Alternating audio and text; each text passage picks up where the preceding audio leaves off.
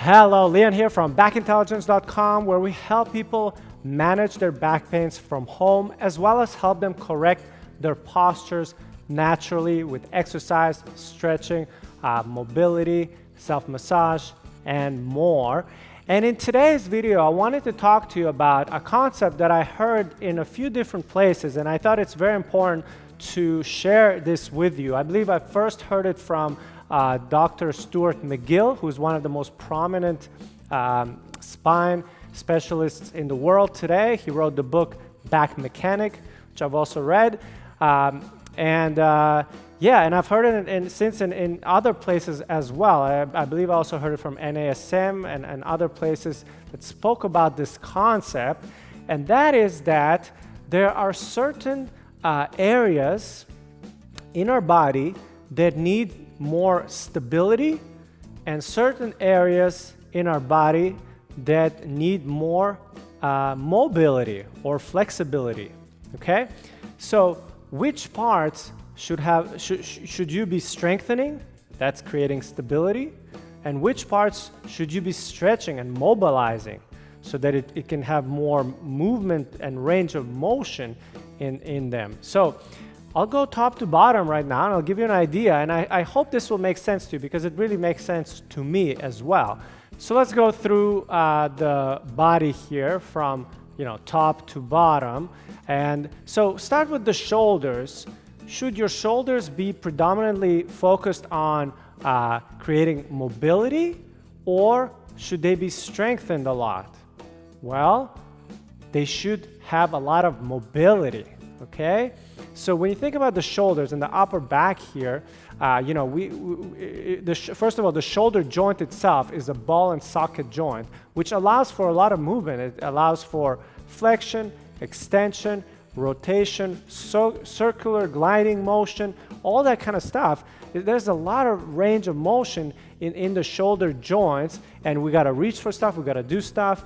So this joint, it's very important that we keep it mobilized, and that's why we do so much mobility work when we are working on our posture, and we make sure we have some thoracic mobility as well, which is going to help with the shoulders as well, and all that kind of stuff. If doing this kind of stuff, making sure you're able to reach up. So the shoulders need a lot of mobility, and the joint, the ball and socket joint, was made for that. Now, when we go lower in the body, we have the low back. Is the low back pain, does that need a lot of mobility or stability? Well, it needs a lot of stability. That's why we don't recommend that you move too much from your low back. That's why we recommend you hip hinge instead of rounding your low back, okay? Because the low back predominantly, it has small muscles, the core muscles around it, and then you have the vertebrae and the discs, which, it's not like the ball and socket joint. It doesn't allow that much movement. I mean, if you try to twist from your low back, a lot of you probably have felt some pain or discomfort. It's because that area is not meant for a lot of movement. It is meant to be stabilized. It's meant to be strengthened, okay? But not so much for excessive movement like the shoulder area. Now let's move down to the hips. Again, a ball and socket joint. So we do want to mobilize the hips. That's why a lot of people work on stretching their hip flexors and mobilizing their hip area and all that kind of stuff, because the ball and socket joint, which is like this, it allows a lot of movement, in any direction, gliding forward, back, extension, flexion, all that kind of stuff, rotation. You could do a lot of stuff in the hips. So that area is really meant for a lot of movement. And then we go down to the knees, and that's a hip joint, which allows for flexion, extension, but not so much rotation. So the knee joint needs a lot of stabilization. So that's why we need to strengthen the muscles underneath and above it, because the knee joint needs a lot of stability. So again, if I'm just going from top to bottom, we have the shoulders, which need to be more mobile and need to have some flexibility. We have the low back, which we should focus more on stability. We have the hips, which we recommend more mobility for the hips, more range of motion, and then the knees, which we would say needs more stability. All right, I hope that makes sense. Obviously, you know, all parts have to be able to move and all that kind of stuff. I would, if I talk about the neck real quick, I think it both needs mobility and strength. So the neck is, from my point of view, I mean, you need to be able to have the range of motion, but you also need to have the strength and stability in there. So it's a little bit more complex. But it definitely, the neck is not meant for a lot of movement either, I would say, because again, the spine is going through it. So, but I think the shoulders, low back, hips, knees really make sense in terms of knowing what to strengthen and what to mobilize. So how does this help you?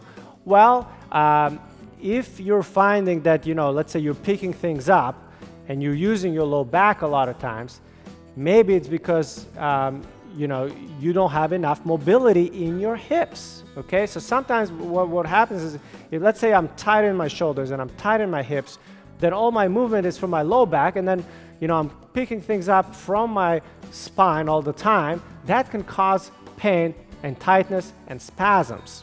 Okay, and also, I mean, this could also happen because you're training faulty patterns of movement in general, because you're constantly flexing and extending your spine instead of moving from your shoulders and your hip area.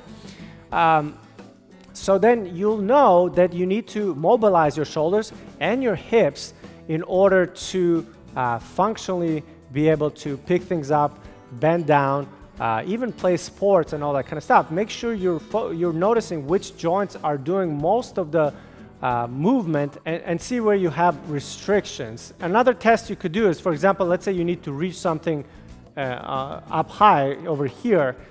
You know, if you don't have enough range of motion, what you're going to do is you're going to start hyperextending your low back and maybe get an ouchie right there. So that's where this kind of stuff becomes very apparent in your daily lives. You can kind of notice, oh, do I have enough range of motion here? So then if you know you don't have enough range of motion, maybe you should spend less time strengthening your shoulders and more time mobilizing your shoulders. Okay, and for your low back, do more core work so you can stabilize it more, so there isn't so much movement coming from here. So this is just one of the ways that I hope it helps you to start thinking about which parts you should be strengthening more, which parts you should be spending more time mobilizing. Anyway, I hope this helps you. If it does, leave a comment below. Now, lastly, we do have a PDF of safe for your back core exercises that you can do from home. These are 6 core exercises that will strengthen your core, your deep core muscles. But again, they're not going to be flexing or bending your spine like sit-ups, which we don't recommend. So if you'd like to get a free PDF of those exercises, we can send them to you right away. There's going to be a link somewhere here on the video or down below in the description. Just go to that page, enter your email, and we'll send you that PDF completely free.